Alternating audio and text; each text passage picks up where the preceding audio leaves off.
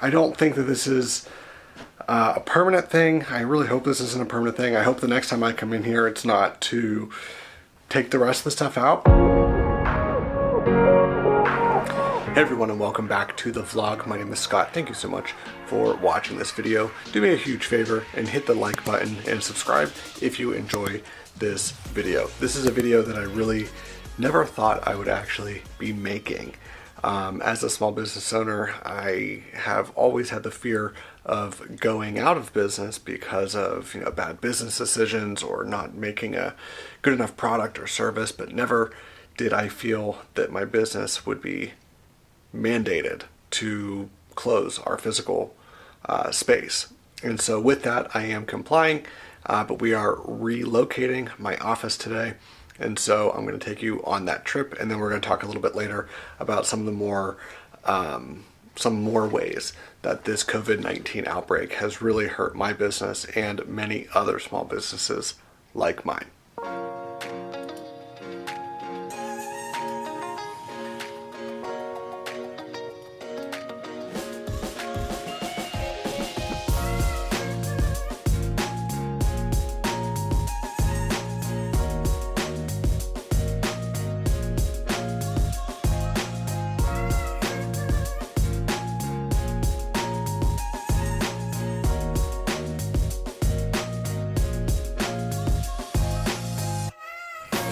So we're all packed up.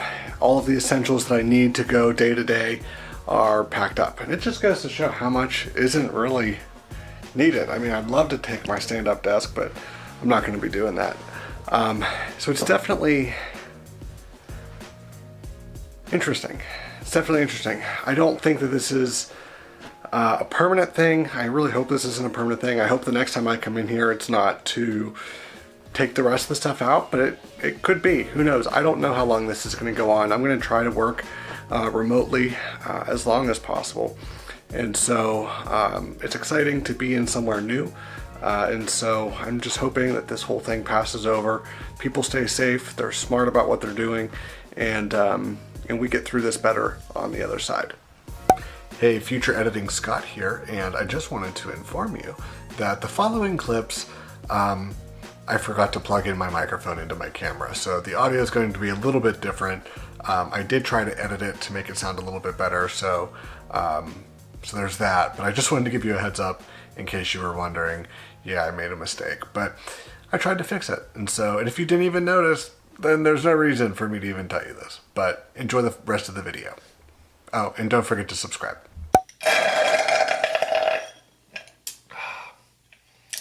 Love iced coffees.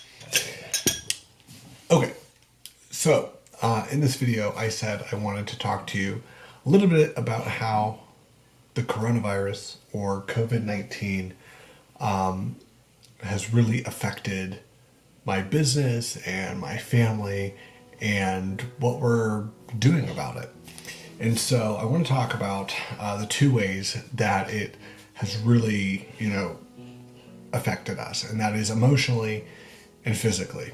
Physically, I mean like how it has taken the business away from us, and like a physical means, like financially and all that kind of stuff. So I guess before we get into that, a little bit about me and my business. So I own a small media company that specializes in video, social, and podcast creation. And so we shoot TV, we shoot,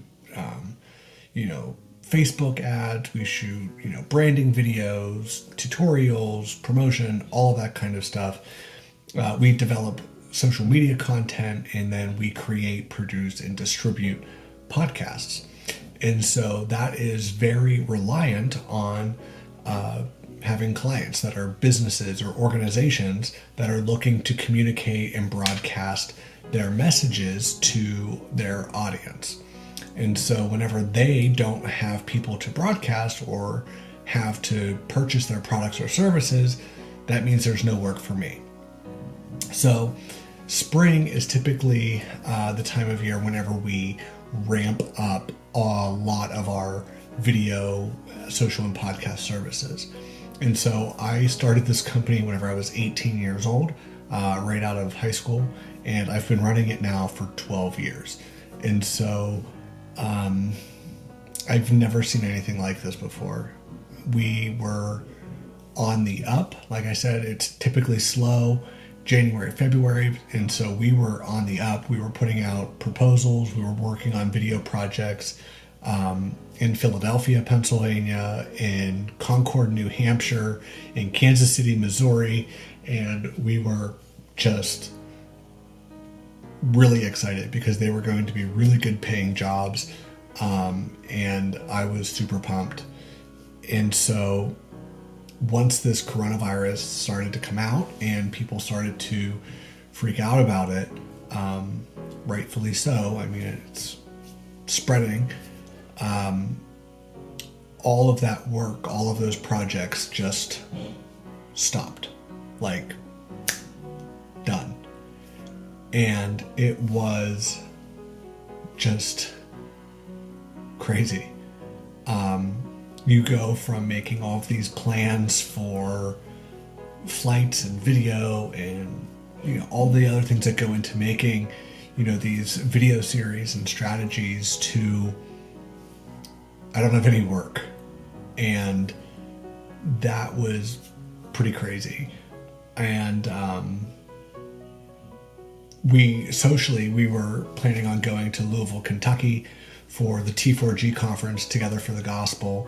And we were going with 3 other couples that we're friends with. And we were super excited. That was going to be the week after Easter. And we were pumped for that trip as well. And it's canceled. And so I had all these plans, and within the matter of a week, everything stopped, and it's just been crazy. So that has been like the physical tool, because like financially that puts us in a really tough spot. Like I said, all of these other businesses have been forced to close.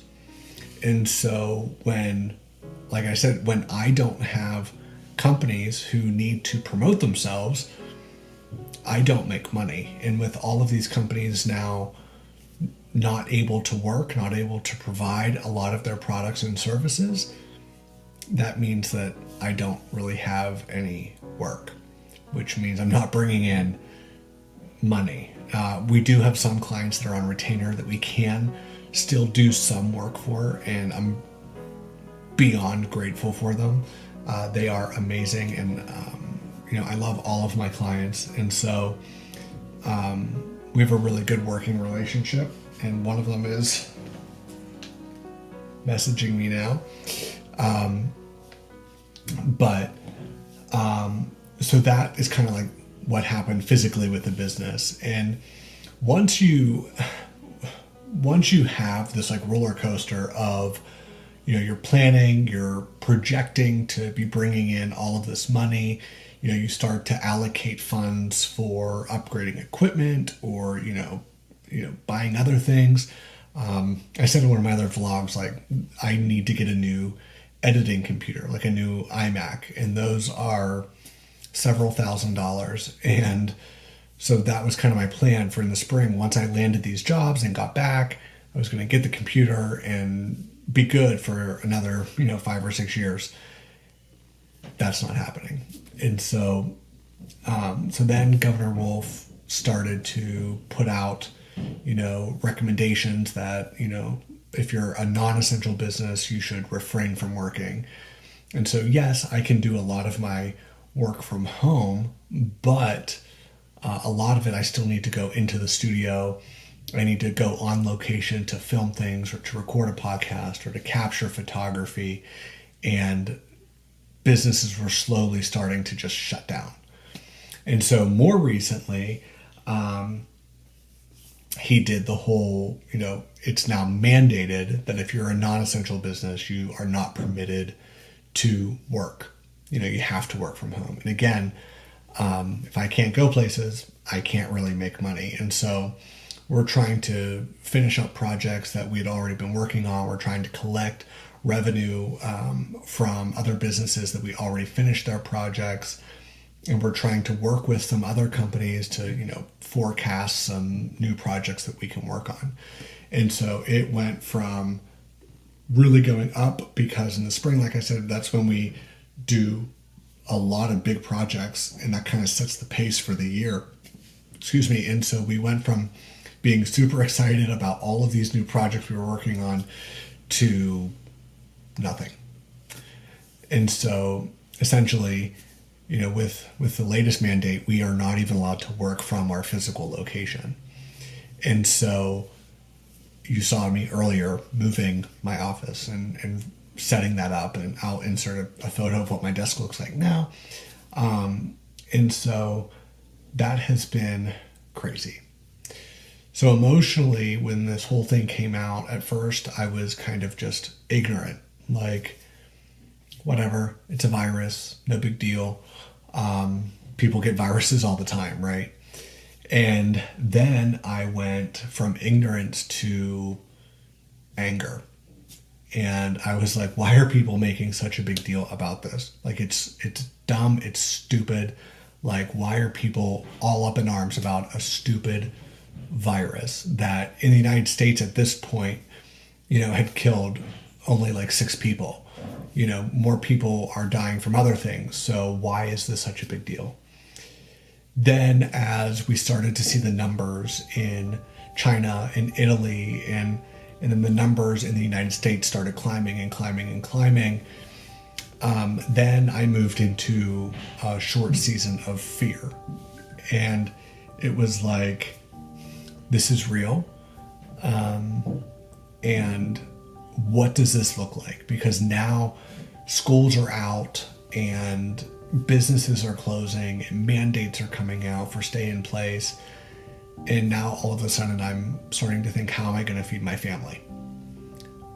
If I'm not working, if I don't have clients to bring money in, how do I feed my kids? How do I pay for our home? How do we live? And that sent me into fear. And so we've been blessed to have a little bit of money saved up, not a lot. And by the way, it's also tax season. And so we had to pay our taxes for what we owed for the rest of 2019. Then we had to pay our first quarter taxes. And I know that there's like deferment and all that, but we didn't do that. We just paid them. And so we are now just working on a savings. And so fortunately, we had some money in savings that we could use in order to pay our bills. And so definitely get a savings. And even if you can just put a little bit in each month, really use that to just build up a savings account as much as you possibly can for times like this, because they're probably going to become more and more frequent, unfortunately. I hope they don't, but there's a good chance that they will. So I was in fear, and then I was just reading scripture one day, last Monday, and I came across Psalm 46:10 that says, "Be still and know that I am God." And that just, for whatever reason, I'd read that before, but this time it just caused me pause. And I started thinking about, who do I believe God is?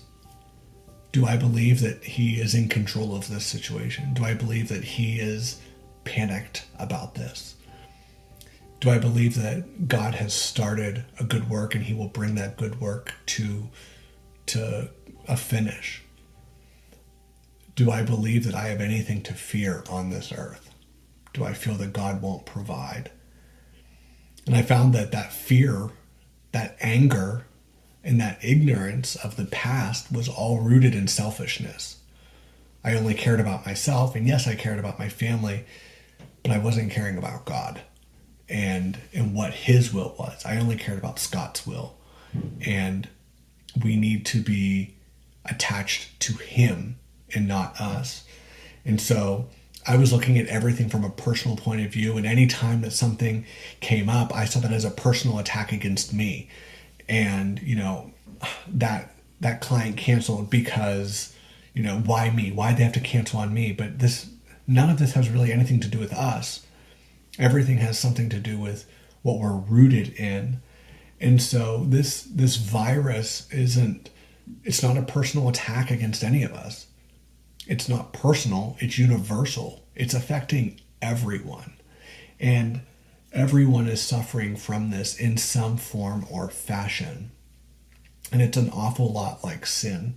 We all suffer from sin. We all have things that we're struggling with. We all have these shortcomings. And so the solution to the coronavirus is the same solution to our sin problem. We have to be rooted in Jesus. We have to rely on him and him only. And so by doing that, we don't have to worry about, what's going to happen, or, whether or not someone we know will catch or will get infected with the virus or anything like that. And so if we're not rooted in him, then we are going to be worried. We are going to have fear. We are going to be ignorant. And so if we only rely on ourselves to get us out of these solutions, if we only focus on what we want and our preferences and how it's affecting us personally, then we're going to elevate ourselves to wanting to be the person who is the savior, and we're not going to be focused on Jesus. And so what we'll eventually learn is that we're not up to that task. We are going to fall short. We're not going to have the ability to save ourselves. And so we need to be rooted in Jesus, and we need to realize that when we aren't rooted in him, then we're going to suffer from fear and anxieties and all of those different emotions, when we should have peace, we should be still, and we should know that he is God. So thank you. I hope that helps you a little bit. It's helped me a lot.